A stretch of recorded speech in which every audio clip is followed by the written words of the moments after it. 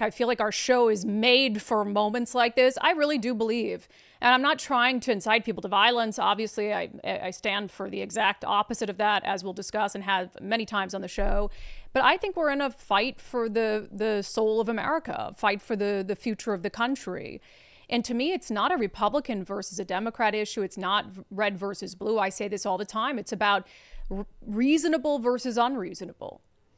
And what we're seeing and saw for the last 2 days in California is absolutely unreasonable. Yet it continues, I guess, to shock and awe that you have so many people, and really almost the entirety of one political party in this country, that looks at that and thinks, that's reasonable. Or they might not look at it and say that's reasonable, but they'll look at it and say, it's not our fault. It's a wild thing. And immediately when the riots started to break out, we'll get to the details of it, in California over the weekend, you saw a lot of people on social media and in the national news questioning whether it's going to be a summer of love 2.0. And there's a reason why that phrase has become so widespread. It's not just because there's a clear comparison between this type of rioting and looting and destructive violent behavior and the rioting and looting and destructive violent behavior that we saw in Seattle in the summer of 2020, but summer of love has become synonymous with political cowardice and with political gaslighting. It's an indictment of this nation's left and really on left coast leaders. Of course, summer of love was the infamous phrase uttered by former Seattle Mayor Jenny Durkin when she was on CNN as rioters were taking over 6 square blocks of the city. And she joked, well, maybe it'll be a summer of love. And at the time, there'd already been quite a bit of destruction, of violence, of vandalism, police cars lit on fire. And so it was just this moment where everyone could see Seattle leadership for what it was. And you could see what was happening with your own eyes. And then you heard the person who was supposed to be in charge of getting it under control act so cavalier about it. And people realize the only possible explanation for that is politics. And so that's when you see the summer of love. It's not just about violence. It is about people recognizing a lack of leadership and recognizing in advance that you were going to see a vacuum of leadership and a leadership failure, in this case, from the governor of California. So I want to talk a little bit. I have to set the stage for this because when we talk about reasonable versus unreasonable, these are the sorts of things that I mean. You know, this started in LA over the weekend over ICE raids. And look, I get it that LA is in a sanctuary state and LA is a sanctuary jurisdiction, and I support people's right to peacefully assemble. If you have individuals who want to go out and they want to protest ICE tracking down illegal immigrants, illegal aliens, and removing them from the country, I just don't have an issue with that. In fact, whenever I see a protest, it makes me kind of proud to be an American. I had an event in Kittitas County over the weekend, and there were protesters outside of it. Like 20 or so of them, mostly, geriatric white people who are incredibly misguided about what's happening in this country. But I stopped and talked to them, and, some of them were protesting me. And I'm fine with that. They were perfectly nice, by the way. No violence or vandalism. I wasn't assaulted going into this event in Ellensburg, Washington. I don't have an issue with that. I love protest. I think it's a beautiful part of this country that you can do this. So if this had been people out there just protesting ICE, and then, the political barbs back and forth, inflamed tensions, and then we devolved into a riot, we might be having a different conversation today. But this wasn't peaceful from the onset. These were individuals who were actively interfering with federal law enforcement efforts, blocking vehicles, trying to block the movement of ICE agents, vandalizing buildings, graffitiing buildings with F ICE, kill police, kill ICE. It wasn't peaceful from the beginning. And the intent going into it was never to be peaceful. And when you look at this and you now realize what it's become in LA, which is a full-blown riot that's completely out of control, it started with ICE doing targeted enforcements of people like this. People who have been convicted in this country and specifically in the state of California, so illegal aliens. I'm just going to read you a list of some of the crimes that the illegal aliens ICE was out there rounding up committed. Sexual penetration with a foreign object, assault with the intent to commit rape, and burglary, all in California, sexual battery, assault with a deadly weapon, conspiracy to distribute cocaine, domestic violence, willful child cruelty, DUI, assault with a firearm. These are the kinds of criminals that ICE was actively out there trying to arrest and round up when they were met by a hostile mob. And I want you to keep that in mind when you hear people like Congresswoman Pramila Jayapal in Washington, D.C. this morning saying this. We are here to say, free the immigrants that have been arrested. Free the immigrants that have been arrested. We are here to say, end the ICE raids. End the ICE raids. Okay, free the immigrants who have been arrested, like all the ones I just mentioned. Sexual penetration with a foreign object, willful child cruelty, assault with a deadly weapon, sexual battery. Are those the immigrants that you want freed because you're not specifying? Are those the ICE raids that you want ended because you're not specifying? So I have to believe that you mean yes. How about this one? How about a guy that committed a mass shooting and was rounded up as part of the ICE raids in LA yesterday? A Vietnamese illegal alien who's a convicted murderer and gang member. He was involved in shooting up a high school graduation party in San Marino, California in 1994. Killed 2 teenagers, injured 7 others. He was part of a gang. They showed up at the party. They were asked to leave. They came back with AK-47s, shotguns, handguns, opened fire on a high school graduation party. Should have been deported from this country a long time ago. Congresswoman Jayapal, is that the kind of person who you want released from ICE custody? Are those the sorts of ICE raids that you want to end immediately? And look, I'll use nuance. If you want to use nuance, I'll use nuance too. There's a big difference between this and a workplace raid. I acknowledge that. And I think we've done a pretty good job of using nuance on this show when it comes to the types of immigration efforts that ICE is carrying out. And I think there's room for reasonable disagreement about some of the actions taking place at workplaces, for instance. I mean, I don't think that you should be able to have dozens of people on your payroll who are in the country illegally because you want to pay them less wages in West Coast states where Democrats increase the minimum wage. And then they also want to celebrate illegal labor, that some of these businesses are getting on the cheap by hiring people with false documents. Yeah, and I mean, any of us who falsify documents to be able to work in a foreign country would absolutely be arrested for it. But in this case, it's fine. But we can have reasonable disagreements. But Congresswoman Jayapal isn't using nuance. She's not out there in D.C. saying, hey, we appreciate ICE getting the murderers and the rapists and the domestic abusers off the streets. We want them to continue that work. What we don't like are the workplace raids. She's not saying that. She's not using any nuance. It's like a fatal flaw of political discourse in this country. And she wants to act like everyone being rounded up is just peaceful, hardworking, just trying to get money and raise a family. It's absolutely insane.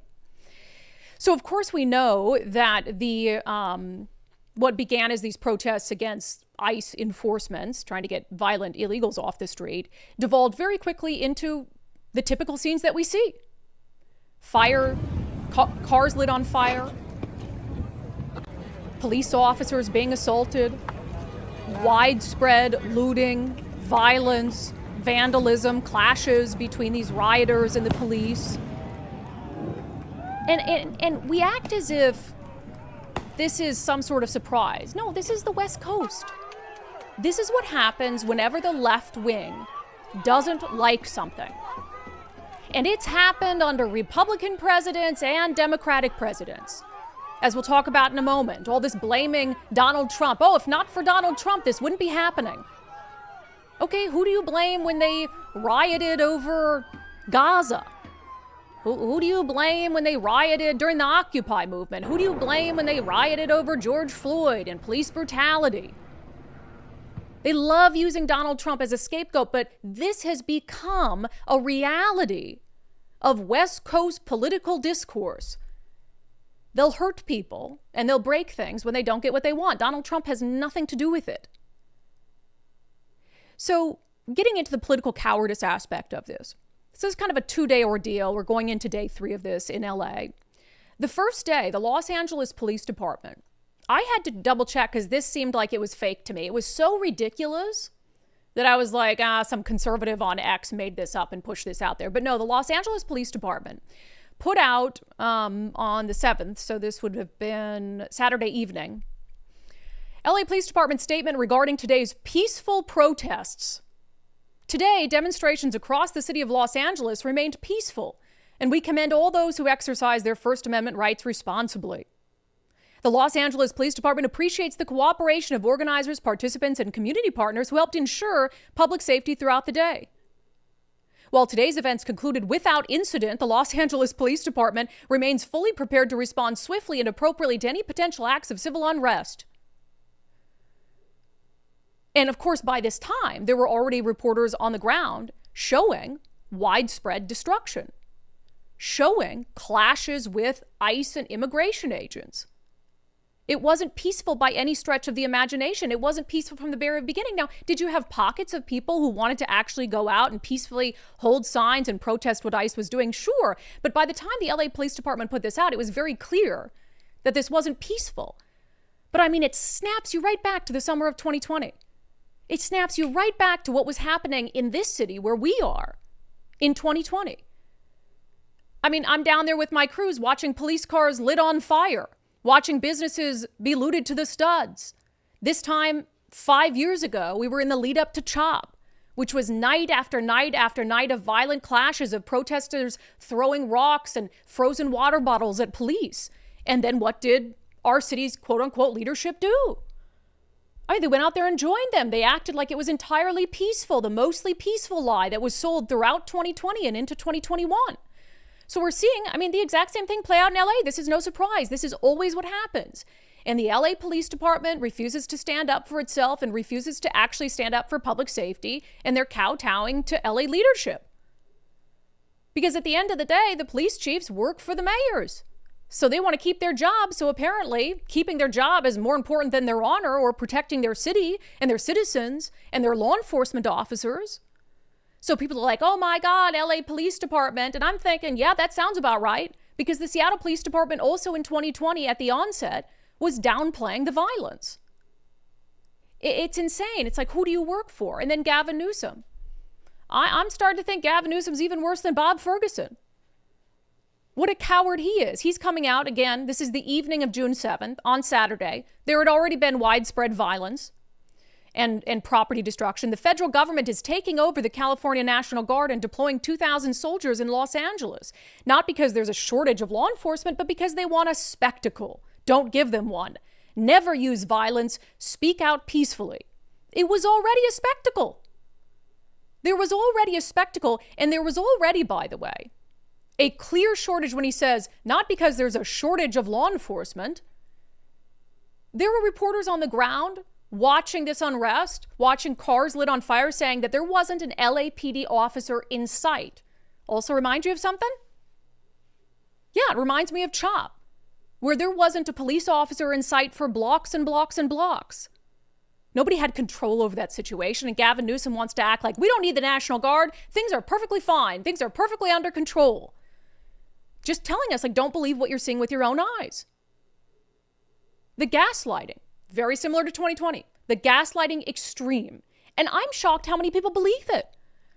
I posted something on my Facebook page. Oh my God, the comments were unhinged about, Gavin Newsom is full of it and what's happening in California is violent and rioting and all this. And I don't know if they're just watching MSNBC or reporters calling it mostly peaceful or whatever it was. And they're saying, oh no, I read a statement from LAPD that everything was under control. It's like, okay, that's great. How about you just watch this video?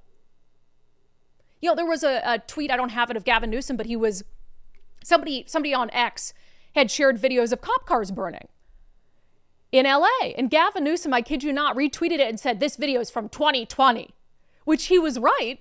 But at the very same time, there were cars burning in LA yesterday. And also, that's not the dunk you think it is, saying, no, that's the last time I let our city burn. This is a different time. That was 2020 when I let our state's largest city burn. Absolutely insane.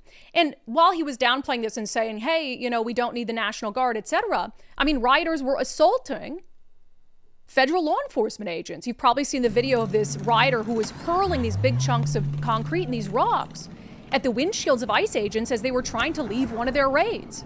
And at least one ICE agent was injured. could have been killed. Could have been killed. And so you have at that moment Donald Trump saying, hey, we're going to call in the National Guard and we're even going to put the Marines on standby at Camp Pendleton. Well, that's because the president of the United States is seeing his federal agents being assaulted in Los Angeles without repercussion, without intervention. And he's seeing the governor of California act as if everything is okay. And Democrats are losing their minds over this insinuation that from Donald Trump that he was going to call in the troops. Oh, what about states' rights, Brandi? I thought conservatives supported states' rights is a comment I was seeing often on social media yesterday. Yeah, states have a right to let their cities burn if they choose. And we know in Washington State and Oregon and California, they exercise that right often. They have the right to let these left-wing terrorists destroy their cities if they want. What they don't have a right to do is to stand idly by and block federal law enforcement and block the federal government from protecting its agents and its buildings.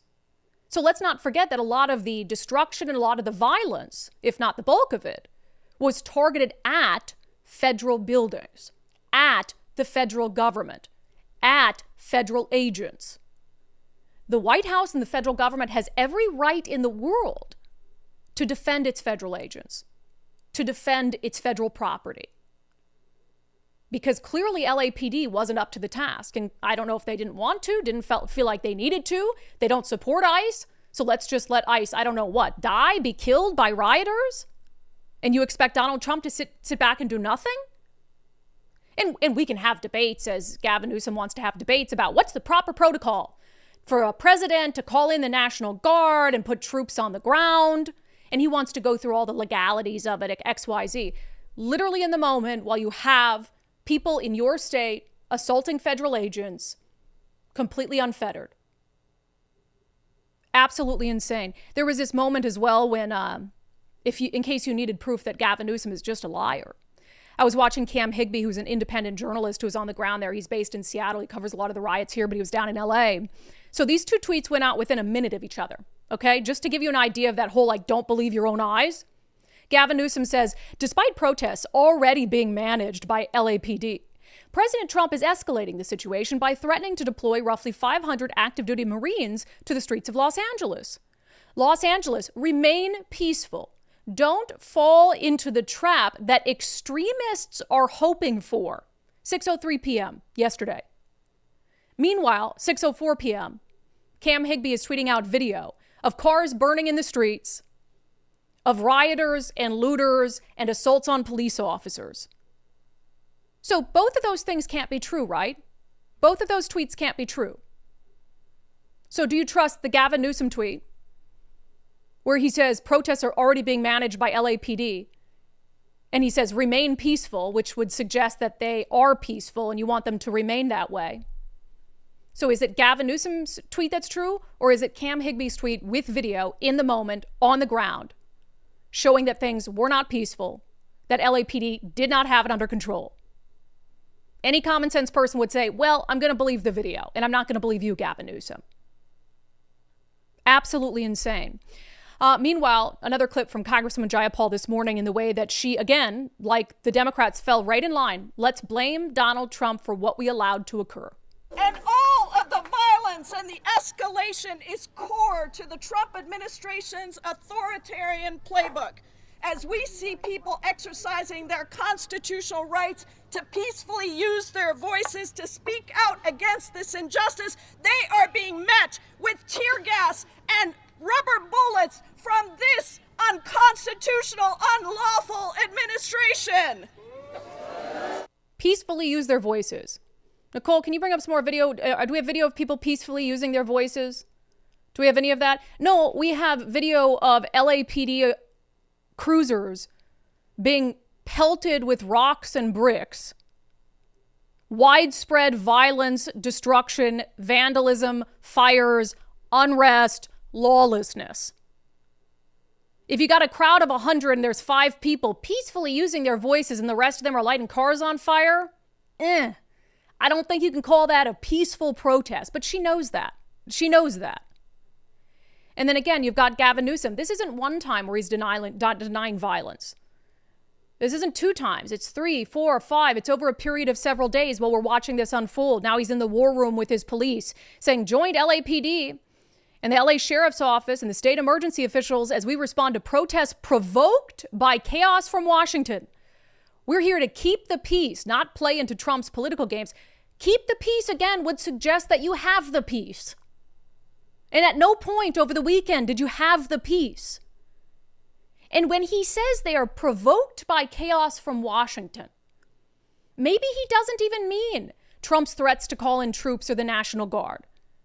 I actually think he means provoked by chaos from Washington being it was provoked by the ICE enforcement.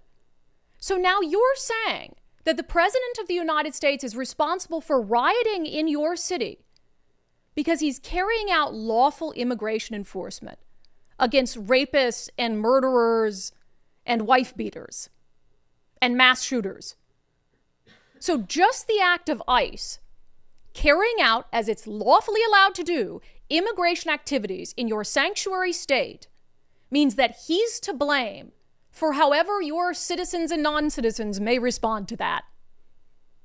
That's pretty unhinged. Because again, Gavin Newsom, since you've been the governor of California, and the same is true for other West Coast states as well, there have been plenty of instances of riots just like this one. Anytime the far left doesn't like something, their response is to hurt people and break things. It's happened under Donald Trump. It happened under Joe Biden. It happened under Barack Obama.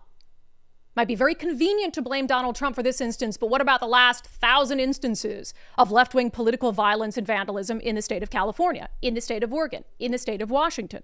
You can't blame Donald Trump for all of it, although I know you're going to try. And meanwhile, we have Democratic governors jumping on this narrative that Donald Trump is to blame for all of this. Statement from the Democratic governors on Donald Trump's use of California's National Guard. And of course, one of the governors that signed on is Governor Bob Ferguson. They would rather let their cities burn to the ground than get help from Donald Trump. They would rather blame Donald Trump for violence occurring in their states than handle it. They literally would rather officers get hurt, federal agents get killed, buildings burn to the ground, freeways be taken over, airports be taken over. They're okay with all of that as long as they can find a way to blame the other side for it, because that's what they're good at. That's what they do. And unfortunately, there's a lot of voters who listen to it. And in case you had any question that this is political, in case you had any question in the world that this is political and the response to it is political, Gavin Newsom is literally out as the largest city in the state he's supposed to be the governor for is burning, and he's fundraising off of it. Oh yes, he's sending out an email. He says to the people of Los Angeles and across the country who are protesting these immigration raids, don't give them the spectacle they want. Never use violence. Speak out peacefully and in large numbers, which is a fine message. I know many of you have been watching the news about this, so I thought it important to reach out. Thank you for reading. Yeah, but that's not why he reached out. He reached out so you'd contribute $20 to his campaign. Oh, before you go, don't scroll past this. We're humbly asking you to support Gavin Newsom's campaign for democracy as cars are burning in the streets, as ICE agents are under attack, as LAPD is under attack, as sheriff's deputies are under attack. He wants you to donate $20 so he can continue his campaign for democracy. Absolutely insane. And also, as if he hasn't wasted enough time and resources blaming this on Donald Trump, California now says that it is going to sue the Trump administration for calling in the National Guard. Donald Trump has created the conditions you see on your TV tonight. He's exacerbated the conditions. He's, lit the proverbial match. He's putting fuel on this fire ever since he announced he was taking over the National Guard. An illegal act, an immoral act, an unconstitutional act, and we're going to test that theory with a lawsuit tomorrow. It was already violent. And we'll talk about it later in our daily subscriber show poll. Did Trump calling in the National Guard inflame things further? I think we can have a conversation about that. But it was already violent. Had been violent, was violent, and it's the exact same thing we see in California time and time again. And they're acting like, oh my gosh, this is a one-off instance. Never seen this kind of left-wing political violence in California ever before. It's Donald Trump's fault because he's out here enforcing immigration laws. Insane. There's one picture I saw that sums this up. And again, I'm not trying, please do not take this as some sort of call to arms, because it is not. We are absolutely in a war for the soul of our nation. And there's one image that I think sums it up. You've got a guy, he's masked up. He's got a shirt and has a picture of Donald Trump with a target on his head and at his chest, waving a Mexican flag. Severed head of Donald Trump with cars burning in the background. These people who are out there proudly waving the Mexican flag in protest of potentially being sent back to Mexico. If you love that country so much, if you hate our president so much that you want him dead, why do you get so upset at the notion of returning? Seems like you should want to go back there willingly, right? But there's not a single picture, I think, that better sums up the state of the Democratic Party. That's who they stand for. That's who they're out there fighting for. That's who Gavin Newsom is standing up for. That's who Congresswoman Camilla Jayapal is standing up for. That's who people like Bob Ferguson stand up for and cover for and make excuses for. And that's the exact scene that's going to play out here in Seattle, too. You don't think so? We've been saying this for months. Because of all the excuses, you don't have an environment like that in states that have never tolerated political violence. There's a reason why political violence is so bad in states like Washington and California and Minnesota and New York. It's because they get away with it and they're emboldened and they don't get arrested and they don't go to jail and there aren't consequences for it. And not only are there not consequences in the judicial system, there's no consequences in the broader court of public opinion. Because you have the highest elected officials in these states who stay silent. Bob Ferguson, who's our governor right now, what did he say in 2020? What did he say when there were cop cars on fire in the streets of downtown Seattle, this time 5 years ago, when rioters were stealing police rifles out of those cop cars, when they were assaulting journalists, when they were looting businesses? What did Bob Ferguson say? What did he say when they took over 6 square blocks of the city, rendering a police precinct completely useless? What did Bob Ferguson say in 2020 when they were assaulting police officers, when they tried to cement police officers inside the precinct and light it on fire? What did Bob Ferguson say? He was Attorney General at the time, the state's chief law enforcer. What did he say? He said nothing. He said nothing. And now he's the governor. And so now those same people who perpetrated the worst act of political violence we'd seen in this state in 15 years, now they all know that he doesn't care. They all know that he supports it. They all know that he'll shut his mouth when the political violence is coming from his side of the aisle. He'll talk for years. He'll talk for 3 years straight, and he'll campaign by talking about January 6th, one of the only instances of right-wing political violence in this country in recent memory. But when it comes to political violence from his own side, he'll shut his mouth and he'll collect his votes. And that's exactly what's going to happen here in Seattle when the violence that we're seeing in California eventually makes its way here. And whether they decide to do it in the name of Gaza, or whether they decide to do it in the name of criminal illegal aliens who haven't done a damn thing for our state except hurt people, it doesn't matter to them because they know that since they vote for Bob Ferguson, he won't say shit about it. And that's why we find ourselves in these situations time and time and time again. Sickening, really. Sickening. And you have to pick a side. You have to pick a side. I said on social media last night, there is no use trying to convince people. There is no use trying to communicate with people who would see what's happening in LA and would either call it peaceful or blame Donald Trump entirely. No use in trying to reason with them. Lost cause entirely. Lost cause. Because they choose to believe 100% what their own political side says, rather than believing what they could see with their own eyes. There's more than enough evidence to show what's happening in California. So there's a segment of this population and society that will not condemn it. They won't even acknowledge it. They'll act like it's a figment of our freaking imagination. So we can't reason with them. We can't deal with them. The only thing that we can hope to do is get more reasonable people to see what's happening, to call it out, and to ask elected leaders to do what's right and to call it out as well. It's going to be a crazy summer.